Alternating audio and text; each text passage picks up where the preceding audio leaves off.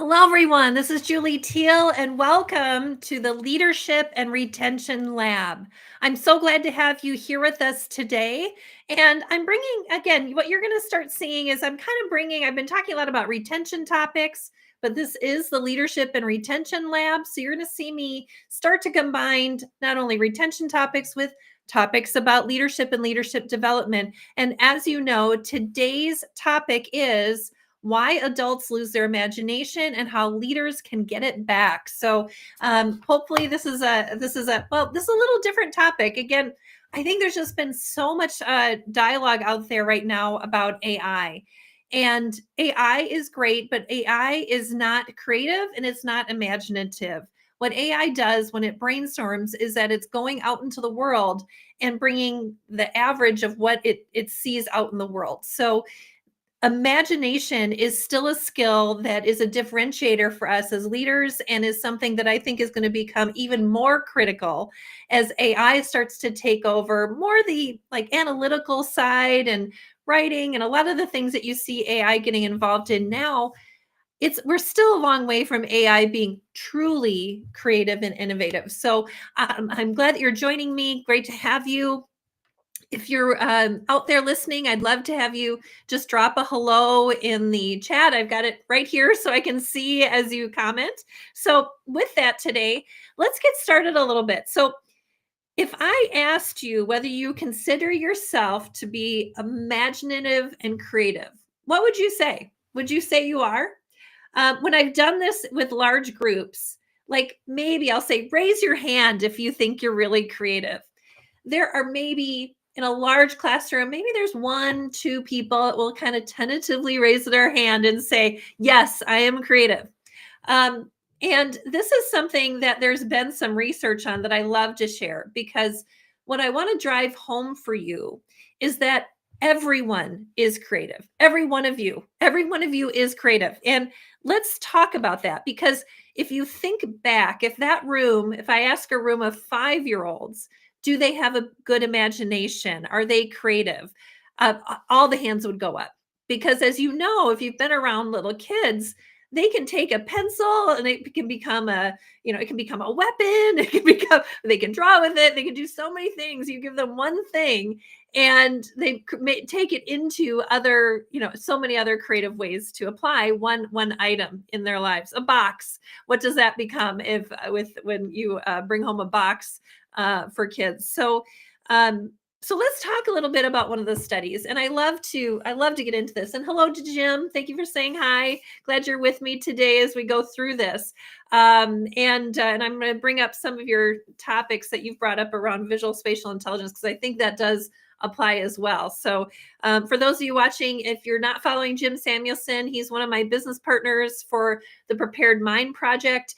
And he just put out a really great article on visual spatial intelligence. It's an area that he's been researching and I think has personally seen the benefits of developing that skill set and applying that skill set in his work life. So check him out if you have not already. His comment just saying hello is in the chat.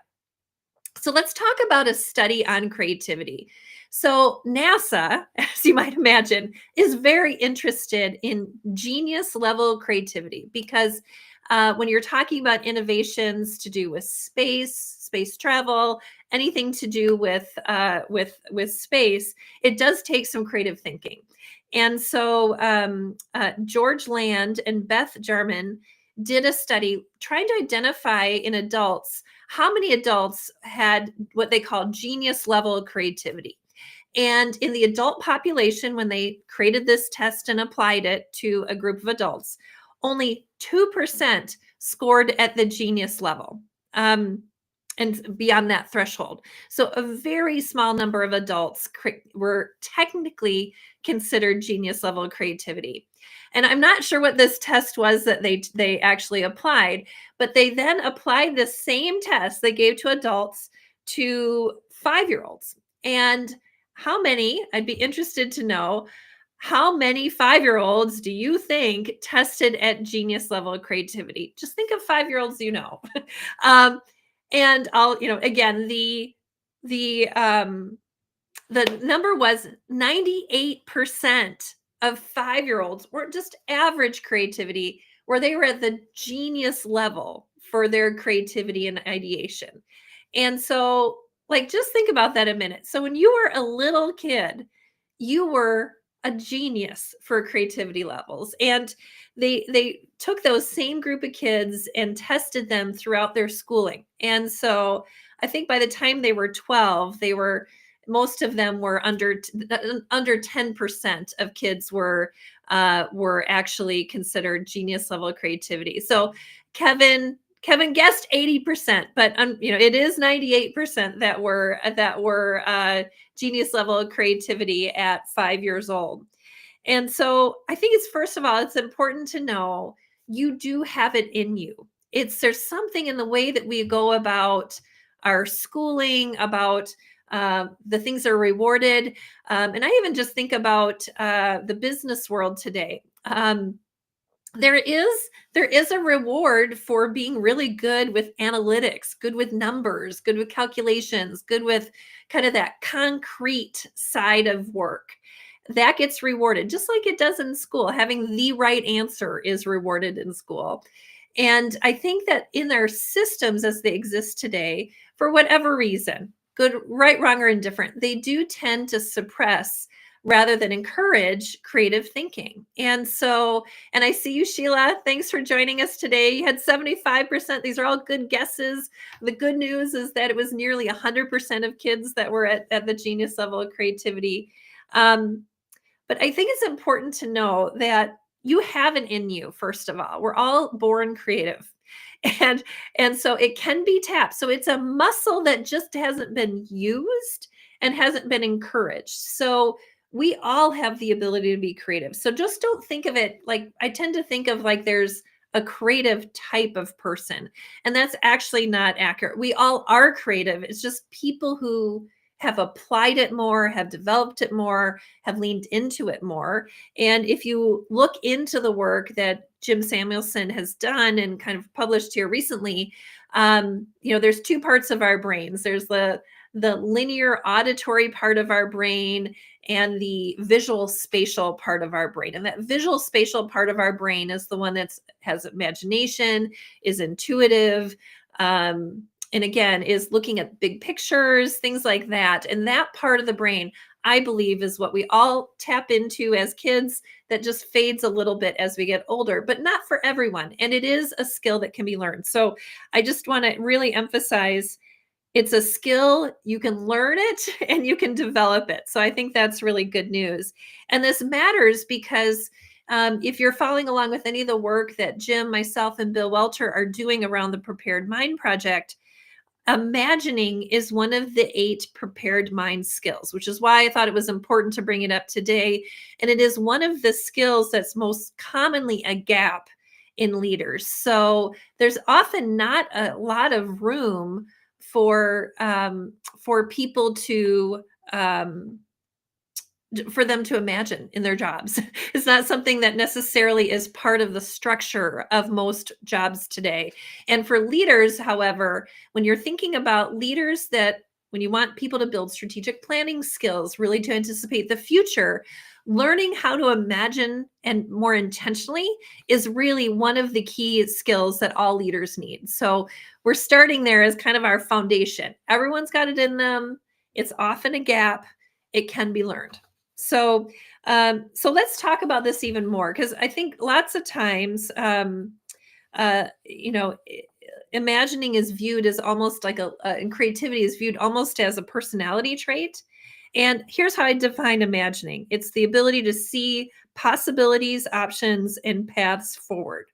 It's about mental flexibility and scenario thinking. So being able to, anticipate what typically will happen, but then maybe think outside of that as well. And I see leaders, as I've worked with leaders over the years in my role in human resources, learning development, leadership development, leaders often default to execution and correctness, not imagining, especially under pressure. So, and I think that's just the natural way of being. And I'll talk a little bit about the emotional underpinnings that help drive that as well, which is my area of expertise and the area where I like pulling in what I'm learning about how emotions and emotional intelligence affect leadership as well. So, imagining helps leaders shift from asking what is to what could be, having that become the question, what could be. And this matters because leaders who can imagine options are going to make better strategic decisions. And leaders who cannot imagine are stuck in the most obvious, narrow, or habitual solutions. So it's, again, the difference between seeing a lot of possibilities and seeing only a few. And as you think about our world today, the level of change that is happening, the implementation of AI in many organizations, we need leaders that can see multiple paths, multiple possibilities, and even anticipate the changes that are coming and see around those corners, which is what the prepared mind skills are all about. And specifically, building imagining is a key piece of this. As we're getting into this a little deeper, the other thing that I want to point out is, just from a definition standpoint, is imagining is the skill, but let's talk about what creativity is and what innovation is, just to get a common language going here. So creativity is the ability to generate new ideas. So that action of generating, like brainstorming, coming up with new ideas, creating something new in your thinking. And innovation is turning ideas into something useful. So creativity is kind of the raw cognitive ability to generate things, and innovation is the application of those ideas. So those are the two pieces of the puzzle when it comes to creativity and innovation, which are both connected to the skill of imagining. So as I'm going into this, oh, and another LinkedIn user, your name is not coming up for some reason, but I appreciate the comment. This lines up really nicely with the wonder and innovation geniuses that Pat Lencioni writes about. I'm probably saying that wrong. That's the beauty of being live, right? If you say something wrong or don't pronounce something right, it's just is what it is. So I do like live shows for that reason. But thank you. I'm sorry. I apologize. It doesn't say your name. Otherwise, I would call you out. So thank you for the comment. So let's talk a little bit about the connection between emotions and the emotional science and innovative thinking. And this is one of the the coolest of the theories that I've seen and what I've learned about in research around emotions and creativity. And so kind of hang with me on this because I love this topic. So we're going to talk about the broaden and build theory. So that's what we're going to talk about today. So the broaden and build theory was created by, I would say it's Barbara Fredrickson. I'm going from my brain, so I may not have that exactly right. I did not have that in my notes, but she did a lot of research on positive emotions. So let's talk about what a positive emotion is. So a positive emotion is when you're in a positive emotional state, you're feeling happy, you're feeling calm, you're feeling interested, you're feeling playful or fun. I mean, think about the things that you can probably easily come up with a list, but I'm giving just a little bit of an idea of what are positive emotional states and positive emotions. So when you're leaning into a positive emotion, that sets up a specific emotional state. And on the opposite of that would be negative emotions. And negative emotions are more things that, again, naturally are fear, anger. Those types of emotions are negative emotions. So, and they create different states that affects how our brain thinks and processes information. So, what's so fascinating in the research is they found that when you're in a positive emotional state, your view of the world actually broadens and opens. It's amazing. So your view of the world. So they did testing even on a computer screen. So they had different items on a screen, and they created a positive emotion in a person, and then they showed them some information, and then they tested on what they actually saw. And for people that were in a positive emotional state, it was like wide open. Like they saw everything on the screen. It's almost like their eyesight, not only their thinking, but their eyesight actually opened up. And on the opposite side, if they had a negative emotional state, so they created anger, fear, those types, feeling hurt, all those things, their viewpoint actually narrowed. And so they could only see a piece versus everything else that was going on. So it's their frame of vision, and their thinking and ideas were either open or closed based on their emotional state. So, so what happens is that when you have that open emotional state, that's where innovative thinking, imagining, creativity, that's where those types of things thrive. Because if you're open to more possibilities, naturally you're going to be able to generate more ideas. So, what's amazing is imagination is not just cognitive, it's not just a thinking pattern, but it's actually an emotional state. It's emotional as well. So you can either set yourself up to think of new ideas and be open to broader thinking by creating more positive emotional states within yourself. And conversely, if you're trying to think of new ideas from a point of fear, point of anger, point of hurt, any of those negative emotions, it's going to be nearly impossible for you to come up with new ideas. And again, it's a positive cycle. So so it's kind of like this, the more that you start to feel positive, the more you see, it's like this positive spiral where it just kind of gets bigger and bigger as you build. And the opposite is true if you're feeling negative emotions in addition to that. So, emotional intelligence really becomes an enabler. Leaders who can regulate their stress and shift their emotional states on purpose, they regain access to imagination. So it's just, I like, that's why I really wanted to bring this forward today, because I was thinking about not only the prepared mind skills, but thinking about emotional intelligence and the things I know. And again, we're going into a stressful time. Organizations are trying to end the year strong. You're planning for next year. There's this kind of pressure of both business and personal happening for most people right now all at once. And this idea of choosing your emotional state is one that I think is really empowering and really freeing. And I know it's something I have actively used. So I do, so being self aware is a big part of applying this in your day to day life. So, this idea of doing kind of an emotion check on where am I? Like, am I feeling positive? Am I feeling negative? And then if I'm on that negative side, what can I do to genuinely, intentionally shift my emotions to the positive so that I am better able to think clearly, engage with people well, that managing my emotions opens all new ideas, all of those things. And I think that's why, like, I laugh, but I wrote a newsletter on this. Like, why do all your good ideas come when you're on a walk or you're in the shower or you're driving somewhere? It's because you're not focused on the idea. And whatever you're doing, I believe, is creating a positive emotional state.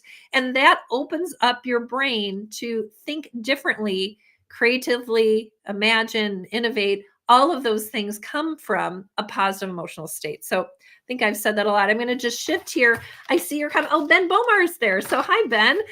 Glad you're here. For some reason, names were not always coming up on this, but yeah, Jim is doing some really cool research on the two types of cognition in our brains, and this idea of visual spatial thinking and auditory linear thinking. I do think, as Jim mentioned, I agree, it atrophies in our school systems just because we tend to. I love our schools. No, that's not a knock on our schools, but just the natural way that our schools have evolved has been more on that auditory linear side, which is very, very important. But I think there's an opportunity to be building more around visual spatial thinking. We can do it in our workplaces now by choice if we want to. So, so that's what we're hoping to bring forward. So let's talk a little bit then about how leaders can rebuild their imagining skills. So these are things, because I always want to leave you with a few things you can do right away. So in these little 30 minutes together, I try and pick these bite-sized topics that I can go a little bit deeper on, like imagination, like I'm doing today. And then I want to leave you with a few things that you can actually do and try. So the first thing, the simple thing you can do this afternoon is just start asking more what if questions. So as you're thinking through a problem or going through your day, using this as a pattern interrupter. So you're going through your day, you're taking you're doing what you normally do. Asking what if or doing something to interrupt the pattern is a great way to do it. So even things like um, going a different route, walking a different path, trying a different, uh, reaching out to a different person for a solution. All of those things, anything that's a little different than what you normally do, can be a great way to start bringing innovative thinking into the mix. The second thing that you can do is this idea of regulating before you evaluate. So don't problem solve from a stressed emotional state. So you do have to find a reset and a way to reset. Pause, breathe, reset, do something again to interrupt the emotional pattern. And then from that, you can get better ideas. And Sheila asks in this, I love thank you everyone for engaging with me today. So thank you, Sheila. Sheila asks, what value does false positivity play in creativity? If it is forced or false, are the results similar to those who are genuinely positive? And that's a great question, because unfortunately, this is not a fake it till you make it type of thing. Now, I do believe there is some research around emotions where there are things you can do, like smiling. If you smile enough, it does tend to elevate your mood. So there are some things that are kind of what I call hacks out there, where there are things you can do that help get you down the path to positivity if you're having trouble getting there. Certainly, you have to start somewhere. But true imagining and creativity comes from the genuine emotion. So this is the type of thing where you have to get clear for yourself as a leader on what does bring you positive emotion. Like I will take, I don't have them in the background, but I have two large dogs. I will take a dog break sometimes. and because they just bring me joy. They're so goofy. And again, I can spend time with them and then kind of switch back and get better, clearer thinking. Going for a walk works for me as well. Sometimes talking to a friend, getting support, kind of having a conversation about the things that are the negative emotions kind of helps me let it go in order to really start generating more positive emotions. Now, the fact is, you're not always going to be able, it's not a snap your fingers switch from negative to positive, but starting to know the things that bring you joy can start to help you slowly kind of turn the wheel to go from here to here and get to better thinking patterns. So great question, Sheila. I hope that helps clarify a bit about false positivity. So yeah, this is not about fake it till you make it. It really is about finding paths to genuine positivity. So, and Sarah agrees with me that dogs are the best. They are part of my positivity plan. I agree. So, so thank you, everybody. So, as before I go any farther, I'm just going to say a few things. But if you've got questions that you want to drop in the comments, obviously Jim's online too. He can help answer a few of these. I can answer them. But yeah, these are topics that are near and dear to our heart. And, what I kind of bring the story full circle. So, the 5-year-old version of you was wildly imaginative, and that capacity did not disappear. Adults silence imagination because they prioritize oftentimes correctness, urgency, and efficiency. Now, there are ways to be creative about urgency and efficiency and all those things, but we tend to downplay creativity, and building innovative leadership. So, really becoming an innovative leader and building that skill requires rediscovering the ability to imagine. And the work that we're doing on the prepared mind skills help leaders intentionally rebuild what they've unintentionally lost. And so, my challenge to you today is to find one thing that you can imagine about. And I'll share with you an exercise that I would do with groups.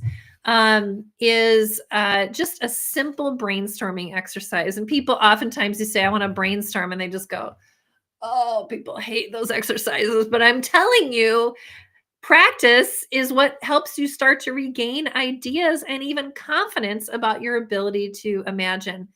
So a simple exercise, plan a birthday party. Sit down and come up with 50 ideas for different types of birthday parties you could throw. You know, a dog birthday party. Throw one a trip. Wouldn't that be fun to do that for a birthday party?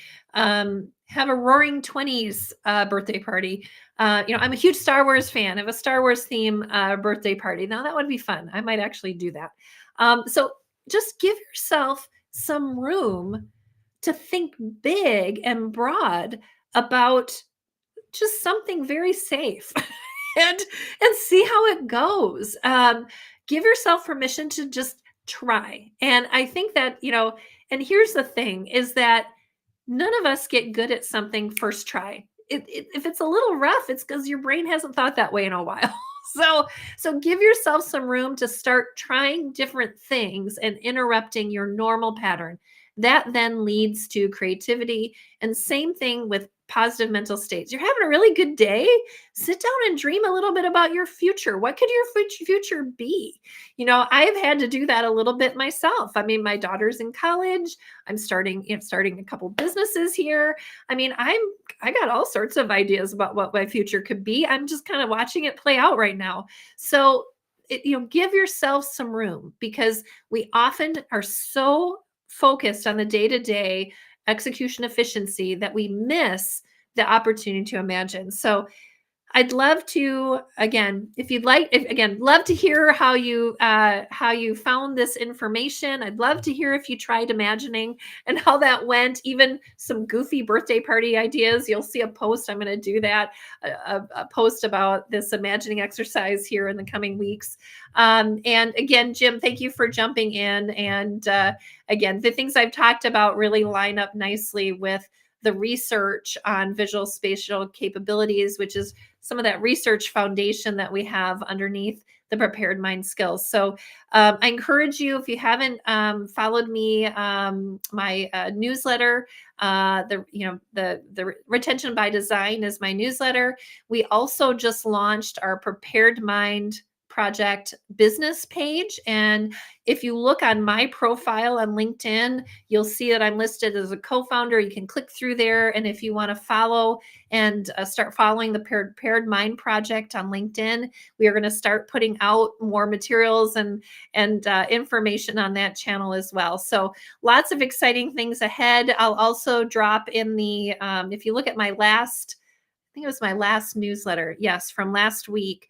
I did an introduction to the prepared mind. We also offer a one-sheet summary of those 8 prepared mind skills that includes exercises that you can try. So if you look back on that, I'll drop that in the comments for this as well. So if you were either intending to watching this later, watch this today, you'll have an opportunity to download that as well. So you can kind of have the skills at a glance and start challenging yourself to apply some of these ideas. So thank you everyone for joining me. It was great to have you all. I hope you have a good rest of your day. And in Minnesota, stay warm out there. It's gotten pretty